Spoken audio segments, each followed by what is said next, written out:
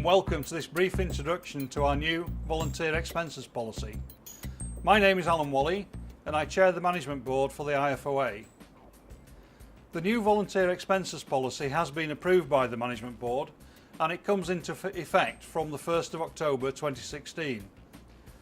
All of our staff have been trained on the new policy and we're running 2 introductory sessions for volunteers, one in London and one in Edinburgh.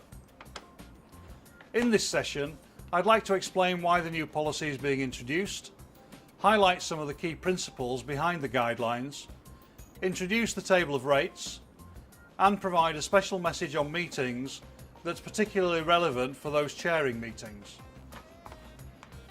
So why has this policy been introduced? We appreciate that most of our volunteers don't claim expenses. We're grateful for that, and we certainly encourage you to continue not to claim where possible.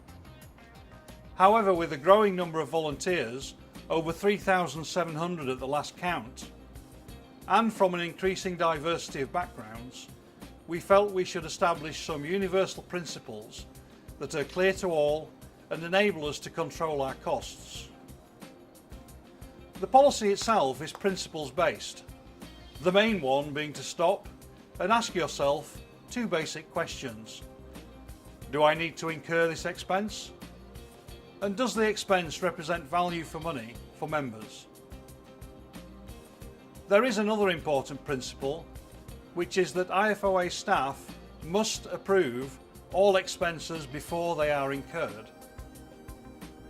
This is important because it enables us to identify whether there's a budget from which the cost can be taken, and thereby to monitor and control our costs.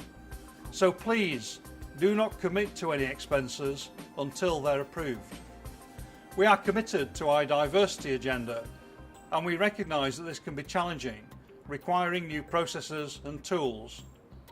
Teething problems are inevitable, but I would encourage all of us, particularly chairs, to consider how best to collaborate without necessarily sitting around a table in one of our offices. We should challenge ourselves to use new processes and tools so that we minimise the frequency of face-to-face meetings, plan our agendas to maximise the value from those face-to-face meetings, and use telephone and video conferencing and other collaboration tools to handle as much of our business as possible. We've all been that person on the end of the phone trying to contribute when other meeting attendees are in the same room and are having their own lively discussion. However, there is a different dynamic when the majority of attendees are dialing in or video conferencing is used to connect a small number of locations. By way of example, I'm aware of one member of the Resource and Environment Board, Andrew McFarlane, who is based in Bermuda and attends all board meetings by video conference. He describes his experience and his volunteer experience on the website. Of course, we acknowledge that there will be times when face-to-face meetings will deliver the best value, but we all need to challenge ourselves to embrace technology as a means of supporting our diversity agenda, while saving lost time and expense of travelling, and of course reducing our carbon footprint. Returning now to the principles and guidelines, we've tried to set these out clearly, so please take time to familiarise yourself with them and do not commit to any expenses without first understanding if you are able to do so and gaining approval from IFOA staff. Towards the end of the policy, there's a table of rates to provide guidance on the level of expenses that we consider to be reasonable. Exceptions can of course be considered, and if a business case is presented in advance, in a timely manner and with good merit, budget may well be able to be allocated. There will also be flexibility to incur a higher expense and pay the difference yourself.